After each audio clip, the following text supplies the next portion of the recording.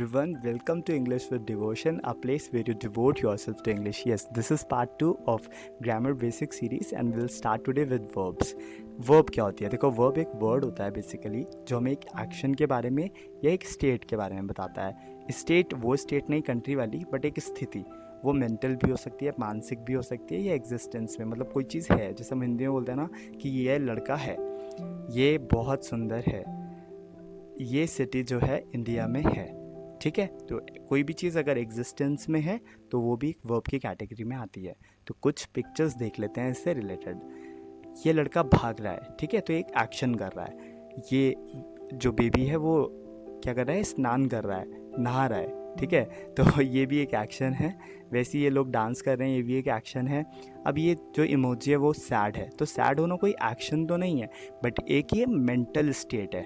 ठीक है, वैसे खुश होना भी एक मेंटल स्टेट है. और जियान जैसे नोबिता को मार रहा है तो ये एक एक्शन है. ठीक है, एक मेंटल स्टेट नहीं है, एक एक्शन है. वैसे ये सोच रहा है, तो सोचना क्या होता है? He is thinking. ठीक है, वह सोच रहा है, तो सोच रहा है मतलब कोई एक्शन कर रहा है. ठीक है, तो ये एक्शन है.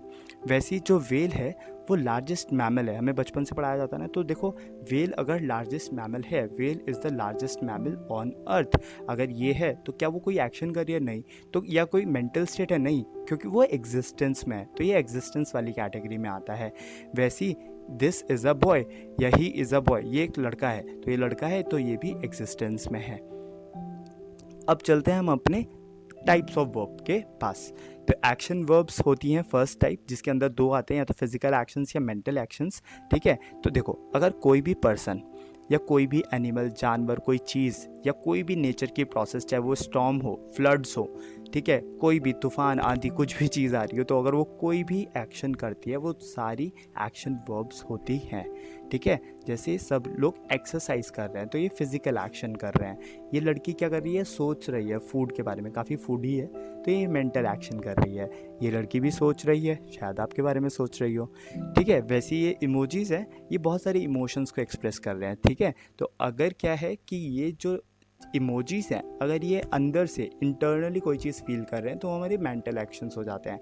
बट अगर वो किसी फिजिकल एक्टिविटी, अगर कोई हंस भी रहा है ना, तो वो भी एक फिजिकल एक्शन होता है. ठीक है, तो ये चीज़ हम लोगों को याद रखनी है अच्छे से कि एक्शन वर्ब दो होते हैं, फिजिकल एक्शन और मेंटल एक्शन.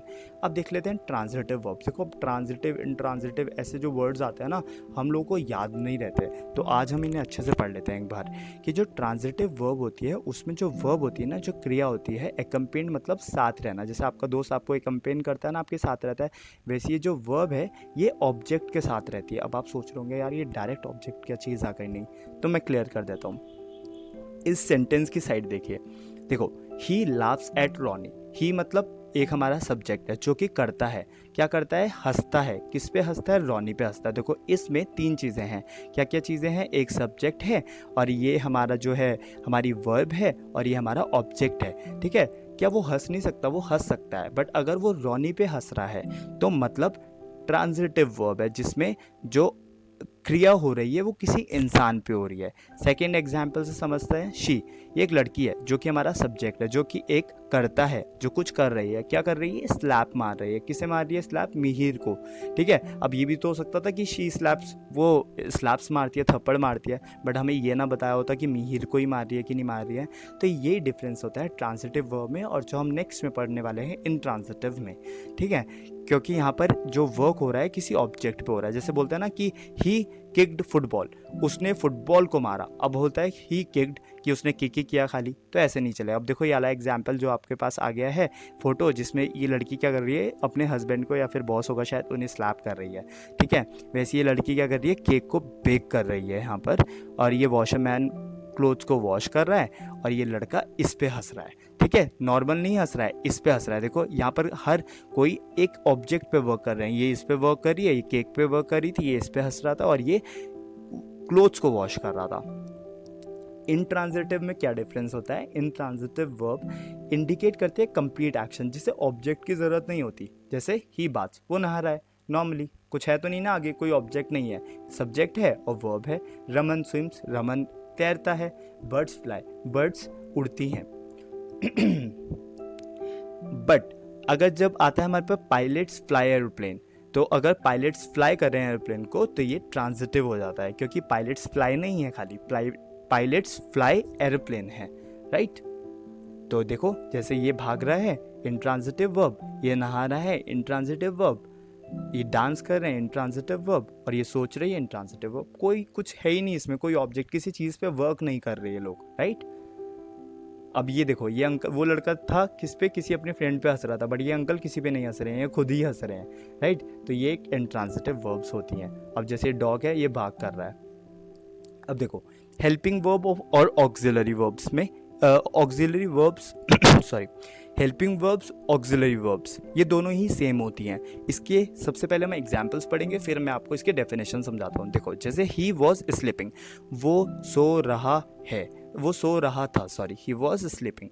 तो ही स्लीपिंग तो कोई सेंस नहीं बना रहा है ना, तो ये जो वर्ड आया ना बीच में वॉज, ये एक हेल्पिंग वर्ब होती है। हेल्पिंग वर्ब क्या होती है? जो मेन वर्ब, देखो a helping verb works with a main verb, जो मेन वर्ब के साथ वर्क करती है, एज अ हेल्पिंग हैंड की तरह वर्क करती है, और एक पूरे सेंटेंस में एक टेंस बनाती है, प्रॉपर मूड बनाती है, वॉइस बनाती है, और अदर ग्रामेटिकल जो सुनने में अच्छा लगता है, राइट, जो सुनने में अच्छा लगता है उसे। जैसे आई माइट बी हैप्पी, मैं खुश हो सकता हूँ। जैसे मेरा फ्रेंड बोल रहा है कि मैं तेरे बर्थडे पे पार्टी दे रहा हूँ, तो मैं बोल सकता हूँ कि हाँ मैं खुश हो सकता हूँ इससे, राइट। तो it has been raining since morning, कि सुबह से बारिश हो रही है। तो ये जो इट और रेनिंग के बीच में वर्ड आया ना हैज़ बीन, तो ये हैज़ बीन क्या है? हमारी ऑक्सिलरी वर्ब है या हेल्पिंग वर्ब है, जो एक सेंटेंस को एक मूड दे रही है। वैसी क्या हम इसके बिना नहीं बना सकते? हम इसके बिना भी बना सकते हैं। जैसे ही स्लीप्स, वो सोता है, राइट। शी स्माइल्स, वो स्माइल करती है। इट रेन्स, कि रेन्स होती है, रेन होती है, राइट। तो ये देखो, ये एग्जाम्पल्स हैं हमारे जिसमें हम लोग ऑक्सिलरी वर्ब्स को यूज़ कर रहे हैं, और इसमें हम ऑक्सिलरी वर्ब्स को यूज़ नहीं कर रहे हैं। तो अब शायद आपको ऑक्सिलरी वर्ब्स का मतलब समझ आ गया होगा। देखो ये ऐसे हेल्पिंग हैंड की तरह काम करती है, और ये कुछ एग्जाम्पल्स हैं जिन्हें आप देख सकते हैं वीडियो को पॉज करके। अब है स्टेटिव वर्ब्स। स्टेटिव वर्ब्स क्या होती हैं? देखो कोई भी वर्ब स्टेटिव वर्ब तब होती है जो एक स्टेट, एक कंडीशन को, जैसे हमने स्टार्टिंग में बात करी थी ना कि वह लड़का है, कोई स्टेट को बता रही है, कोई एक्शन नहीं हो रहा, कुछ नहीं हो रहा, सिर्फ एक स्टेट को। जैसे आई हैव अ पेंसिल, मेरे पास पेंसिल है, ना तो इसमें कोई एक्शन हो रहा है, ना कोई मेंटल स्टेट हो रही है, बस नॉर्मली आपको दे रखा है। ही वांट्स अ कार, यार वो कार चाहता है कि कार हो उस पर। टीचर सपोर्ट करते हैं स्टूडेंट्स को। ताजमहल आगरा में है, और आप एडमायर करते हैं इंग्लिश विद डिवोशन को। तो ये सब चीज़ें क्या हैं? स्टेटिव वर्ब्स हैं। जैसे इसके पास पेंसिल है, मेरे को कार चाहिए, और ये टीचर जो है स्टूडेंट को सपोर्ट कर रही है। ताजमहल आगरा में है, और आप एडमायर करते हैं इंग्लिश विद डिवोशन को। लिंकिंग वर्ब, देखो ब्रिज देखा है जो एक कोने एक साइड को दूसरी साइड से जोड़ता है, वैसी जो लिंकिंग वर्ब होती है ना, वो क्या करती हैं? लिंक एस्टैब्लिश करती हैं। किसके बीच में? सब्जेक्ट जो करता होता है हमारा वो, और कॉम्प्लीमेंट, अगर उसे कोई कॉम्प्लीमेंट दे रहा हो, या फिर जो हमारा बेसिकली ऑब्जेक्ट बोल दो, या फिर कोई कॉम्प्लीमेंट होता है बेसिकली, उनके बीच में कॉम्प्लीमेंट क्या हुआ? देखो जैसे शी लुक्स ब्यूटीफुल, वह सुंदर है, शी लुक्स ब्यूटीफुल। तो शी ब्यूटीफुल तो कुछ नहीं बनाना, तो जो लुक्स है ना, लुक्स, वो इसके बीच में, शी ये जो लड़की है और ये जो सुंदर है, इसके बीच में एक लिंक इस्टेब्लिश कर रहा है। अब है आई, मैं, और यह है साउथ इंडियन फूड। तो मैं साउथ इंडियन फूड, कुछ हुआ नहीं। मैं प्यार करता हूँ साउथ इंडियन फूड से, मेरे को बहुत ज़्यादा पसंद है साउथ इंडियन फूड। तो ये जो लव है ना, इसने लिंक क्रिएट कर दिया बीच में। ही मैन ऑफ वर्ड्स, कुछ नहीं बना। वह मैन ऑफ वर्ड्स था, तो वॉज जो बीच में आया, he was a man of words. ठीक है, ये मैन ऑफ वर्ड्स क्या है? कॉम्प्लीमेंट है, और ही क्या है? सब्जेक्ट है। इन दोनों के बीच में लिंक किया वॉज ने। लॉयन किंग है जंगल का, तो लॉयन किंग है जंगल का में इज जो है वो लिंकिंग वर्ब है, राइट। वो लॉयन के बीच में और किंग ऑफ जंगल के बीच में एक लिंक स्टैब्लिश कर रहा है। वैसे mister Narendra Modi are prime minister, नहीं ऐसे तो कुछ सेंस नहीं बन रहा है। तो बिकेम मतलब हमारे प्राइम मिनिस्टर बने।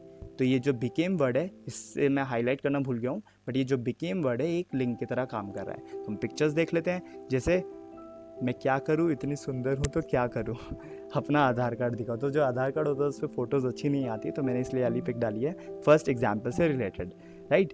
तो वैसे ही साउथ इंडियन फूड बहुत ज़्यादा पसंद है। केजरीवाल, अरविंद केजरीवाल जी, ये मैन ऑफ वर्ड्स तो है, ठीक है। तो जो लॉयन है वो किंग है, किसका? जंगल का।